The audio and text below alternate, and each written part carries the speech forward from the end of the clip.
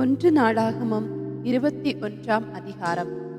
சாத்தான் இஸ்ரவேலுக்கு விரோதமாய் எழும்பி இஸ்ரவேலை தொகையிடுகிறதற்கு தாவீதை ஏவிவிட்டது. அப்படியே தாவீது யோவாபையும் ஜனத்தின் சேர்வைக்காரரையும் நோக்கி, நீங்கள் போய் பெயர்சேபா தொடங்கி தான் மட்டும் இருக்கிற இஸ்ரவேலை எண்ணி அவர்கள் இரக்கத்தை நான் அறியும்படிக்கு என்னிடத்தில் கொண்டு வாருங்கள் என்றான். அப்பொழுது யோவாப், கர்த்தருடைய ஜனங்கள் இப்போது இருக்கிறதை பார்க்கலும் 100 தனியாய் அவர் வர்த்திக்க பண்ணுவாராக. ஆனாலும் ராஜாவாகிய என் ஆண்டவனே, அவர்கள் எல்லாரும் என் ஆண்டவனின் சேவகர் அல்லவா? என் ஆண்டவன் இதை விசாரிப்பானேன்? இஸ்ரவேலின் மேல் குற்றமுண்டாக இது நடக்க வேண்டியது என்ன என்றான். யோவாப் அப்படி சொல்லியும் ராஜாவின் வார்த்தை மேலிட்டபடியினால் யோவாப் புறப்பட்டு இஸ்ரவேலெங்கும் சுற்றித் திரிந்து எருசலேமுக்கு வந்து ஜனத்தை லெக்கம் பார்த்து தொகையை தாவீதிடத்தில் கொடுத்தான். இஸ்ரவேலில் எல்லாம் பட்டயம் உருவத்தக்கவர்கள் 11 லட்சம் பேரும், யூதாவில் பட்டயம் உருவத்தக்கவர்கள் 4,70,000 பேரும் இருந்தார்கள். ஆனாலும் ராஜாவின் வார்த்தை யோவாபுக்கு அருவருப்பாயிருந்தபடியினால் லேவி பென்யமீன் கோத்திரங்களில் உள்ளவர்களை அவர்களுடைய லெக்கத்திற்குட்பட எண்ணாதே போனான். இந்த காரியம் தேவனுடைய பார்வைக்கு ஆகாததானபடியினால் அவர் இஸ்ரவேலை வாதித்தார். தாவீது தேவனை நோக்கி, நான் இந்த காரியத்தை செய்ததினால் மிகவும் பாவம் செய்தேன். இப்போதும் உம்முடைய அடியேனின் அக்கிரமத்தை நீக்கிவிடும், வெகு புத்தீனமாய் செய்தேன் என்றான்.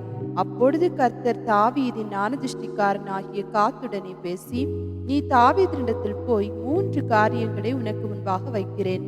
அவைகளில் ஒரு காரியத்தை தெரிந்து கொள், அதை நான் உனக்கு செய்வேன் என்று கர்த்தர் உரைக்கிறார் என்று சொல்லென்றார்.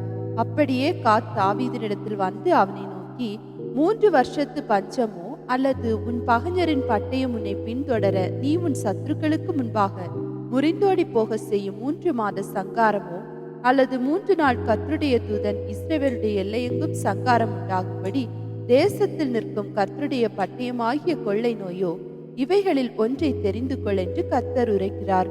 இப்போதும் என்னை அனுப்பினவருக்கு நான் என்ன மறு உத்தரவு கொண்டு போக வேண்டும் என்பதை யோசித்து பாரும் என்றான். அப்பொழுது தாவீது காத்தை நோக்கி, கொடிய இடுக்கணில் அகப்பட்டிருக்கிறேன். இப்போது நான் கர்த்தருடைய கையிலே விழுவேனாக. அவருடைய இரக்கங்கள் மகா பெரியது, மனுஷர் கையிலே விழாதிருப்பேனாக என்றான். ஆகையால் கர்த்தர் இஸ்ரவேலிலே கொள்ளை நோயை வரப்பண்ணினார். அதனால் இஸ்ரவேலில் 70,000 பேர் மடிந்தார்கள். எருசலேமை அழிக்க தேவன் ஒரு தூதனை அனுப்பினார். ஆனாலும் அவன் அழிக்கையில் கர்த்தர் பார்த்து அந்த தீங்குக்கு மனஸ்தாபப்பட்டு சங்கரிக்கிற தூதனை நோக்கி, போதும், இப்போது உன் கையை நிறுத்து என்றார். கர்த்தருடைய தூதன் எபூசியனாகிய ஓர்னானின் கழத்தண்டையிலே நின்றான். தாவீது தன் கண்களை ஏறெடுத்து பூமிக்கும் வானத்திற்கும் நடுவே நிற்கிற கர்த்தருடைய தூதன் உருவின பட்டயத்தை தன் கையில் பிடித்து அதை எருசலேமின் மேல் நீட்டி இருக்க கண்டான். அப்பொழுது தாவீது மூப்பர்களும் ரெட்டு போர்த்து கொண்டு முகங்குப்புற விழுந்தார்கள். தாவீது தேவனை நோக்கி, ஜனத்தை எண்ண சொன்னவன் நான் அல்லவோ? நான் தான் பாவம் செய்தேன், பொல்லாப்பு நடிப்பித்தேன். இந்த ஆடுகள் என்ன செய்தது? என் தேவனாகிய கர்த்தாவே, வாதிக்கும்படிக்கு உம்முடைய கரம் உம்முடைய ஜனத்திற்கு விரோதமாயிராமல் எனக்கும் என் தகப்பன் வீட்டிற்கும் விரோதமாயிருப்பதாக என்றான்.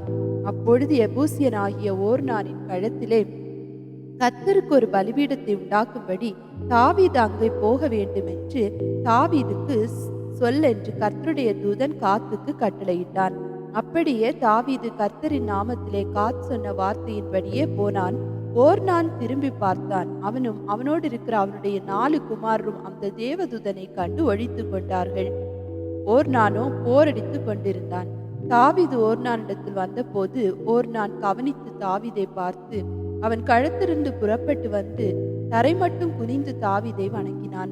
அப்பொழுது தாவீது ஓர்னானை நோக்கி, இந்த களத்தின் நிலத்திலே நான் கர்த்தருக்கு ஒரு பலிபீடத்தை கட்டும்படிக்கு அதை எனக்கு கொடு. வாதை ஜனத்தை விட்டு நிறுத்தப்பட எனக்கு அதை பெரும் விலைக்கு கொடு என்றான். ஓர்னான் தாவீதை நோக்கி, ராஜாவாகிய ஆண்டவன் அதை வாங்கி கொண்டு தம்முடைய பார்வைக்கு நலமானபடி செய்வாராக. இதோ சர்வாங்க தகனங்களுக்கும் ஆடுகளும் விறகுக்கு போரடிக்கிற உருளைகளும் போஜன பலிக்கு கோதுமையும் ஆகிய யாவையும் கொடுக்கிறேன் என்றான். அதற்கு தாவீது ராஜா ஓர்னானை நோக்கி, அப்படி அல்ல, நான் உன்னுடையதை இலவசமாய் வாங்கி கர்த்தருக்கு சர்வாங்க தகனத்தை பலியிடாமல் அதை பெரும் விலைக்கு வாங்குவேன் என்று சொல்லி தாவீது அந்த நிலத்திற்கு 600 சேக்கல் நிறைப்பொன்னை ஓர்னானுக்கு கொடுத்து அங்கே கர்த்தருக்கு ஒரு பலிபீடத்தை கட்டி சர்வாங்க தகன பலிகளையும் சமாதான பலிகளையும் செலுத்தி கர்த்தரை நோக்கி விண்ணப்பம் பண்ணினான். அப்பொழுது அவர் வானத்திலிருந்து சர்வாங்க தகன பலிபீடத்தின் மேல் இறங்கின அக்கினியினால் அவனுக்கு மறு உத்தரவு கொடுத்ததும் அல்லாமல் தேவதூதன் தன்னுடைய பட்டயத்தை உரையிலே திரும்ப போட வேண்டும் என்று கர்த்தர் அவனுக்கு சொன்னார். எபூசியனாகிய ஓர்னானின் கழுத்திலே கர்த்தர் தனக்கு உத்தரவு அருளினதை தாவீது அக்காலத்திலே கண்டு அங்கே தானே பலியிட்டான். மோசே வனாந்திரத்தில் உண்டாக்கின கர்த்தருடைய வாசஸ்தலமும் சர்வாங்க தகன பலிபீடமும் அக்காலத்திலே கிபியோனின் மேட்டில் இருந்தது. தாவீது கர்த்தருடைய தூதனின் பட்டயத்திற்கு பயந்திருந்தபடியால் அவன் தேவ சந்நிதியில் போய் விசாரிக்க கூடாது இருந்தது. 1 நாளாகமம் 22ஆம் அதிகாரம். அப்பொழுது தாவீது, தேவனாகிய கர்த்தருடைய ஆலயம் இருக்கும் ஸ்தானம் இதுவே, இஸ்ரவேல் பலியிடும் சர்வாங்க தகன பலிபீடம் இருக்கும் ஸ்தலமும் இதுவே என்றான். பின்பு தாவீது இஸ்ரவேல் தேசத்தில் இருக்கிற அந்நிய ஜாதியாரை கூடி வர செய்து தேவனுடைய ஆலயத்தை கட்டுகிறதற்கான கல்லுகளை வெட்டி பணிபடுத்தும் கல்தச்சரையும் ஏற்படுத்தினான். தாவீது வாசல்களின் கதவுகளுக்கு வேண்டிய ஆணிகளுக்கும் கீழ்களுக்கு மிகுதியான இரும்பையும் நிறுத்த முடியாத ஏராளமான வெண்கலத்தையும் எண்ணிறந்த கேதுரு மரங்களையும் சம்பாதித்தான். சீதோனியரும் தீரியரும் தாவீதுக்கு திரளான கேதுரு மரங்களை கொண்டு வந்தார்கள். தாவீது, என் குமாரனாகிய சாலமோன் வாலிபனும் இளைஞனுமாய் இருக்கிறான். கர்த்தருக்கு கட்டப்படும் ஆலயம் சகல தேசங்களிலும் கீர்த்தியும் மகிமையும் உடையதாய் விளங்கும்படி மகா பெரியதாய் இருக்க வேண்டும். ஆகையால் அதற்காக வேண்டியவைகளை இப்பொழுதே சேகரம் பண்ண வேண்டும் என்று சொல்லி தாவீது தன் மரணத்திற்கு முன்னே திரளாய் சவதரித்து வைத்தான். அவன் தன் குமாரனாகிய சாலமோனை அழைத்து இஸ்ரவேலின் தேவனாகிய கர்த்தருக்கு ஆலயத்தை கட்டுவதற்காக அவனுக்கு கட்டளை கொடுத்து சாலமோனை நோக்கி, என் குமாரனே, நான் என் தேவனாகிய கர்த்தரின் நாமத்திற்கு ஒரு ஆலயத்தை கட்ட என் இருதயத்தில் நினைத்திருந்தேன். ஆனாலும் கர்த்தருடைய வார்த்தை எனக்கு உண்டாகி, நீ திரளான இரத்தத்தை சிந்தி பெரிய யுத்தங்களை பண்ணினாய். நீ என் நாமத்திற்கு ஆலயத்தை கட்ட வேண்டாம். எனக்கு முன்பாக மிகுதியான இரத்தத்தை தரையிலே சிந்த பண்ணினாய். இதோ, உனக்கு பிறக்க போகிற குமாரன் அமைதி உள்ள புருஷனாயிருப்பான். சுற்றிலும் இருக்கும் அவன் சத்துருக்களை எல்லாம் விலக்கி அவனை அமர்ந்திருக்க பண்ணுவேன். ஆகையால் அவன் பேர் சாலமோன் எனப்படும். அவன் நாட்களில் இஸ்ரவேலின் மேல் சமாதானத்தையும் அமெரிக்கையையும் அருளுவேன்.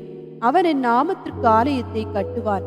அவன் எனக்கு குமாரனாயிருப்பான். நான் அவனுக்கு பிதாவாயிருப்பேன். இஸ்ரவேலை ஆளும் அவனுடைய ராஜாங்கத்தின் சிங்காசனத்தை என்றென்றைக்கும் நிலைப்படுத்துவேன் என்றார்.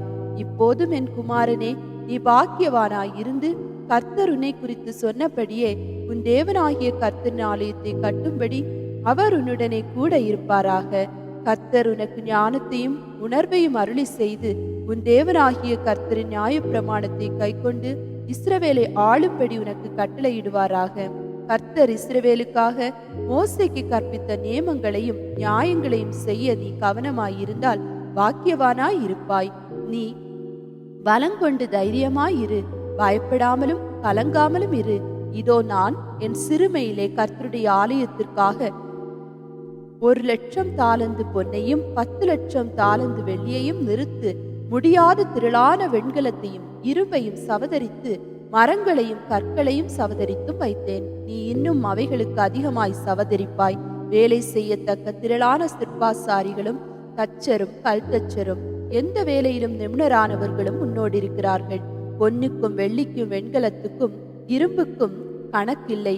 நீ எழுப்பி காரியத்தை நடப்பி கர்த்தர் உன்னோட இருப்பாராக என்றான். தன் குமாரனாகிய சாலமோனுக்கு உதவி செய்ய தாவீது இஸ்ரவேலின் பிரபுக்கள் அனைவருக்கும் கற்பித்து சொன்னான். உங்கள் தேவனாகிய கர்த்தர் உங்களோடு இருந்து 4 திசையிலும் உங்களுக்கு இளைப்பாறுதலை தந்தார் அல்லவா? தேசத்தின் குடிகளை என் கையில் ஒப்பு கொடுத்தார். கர்த்தருக்கு முன்பாகவும் அவருடைய ஜனத்திற்கு முன்பாகவும் தேசம் கீழ்ப்பட்டிருக்கிறது.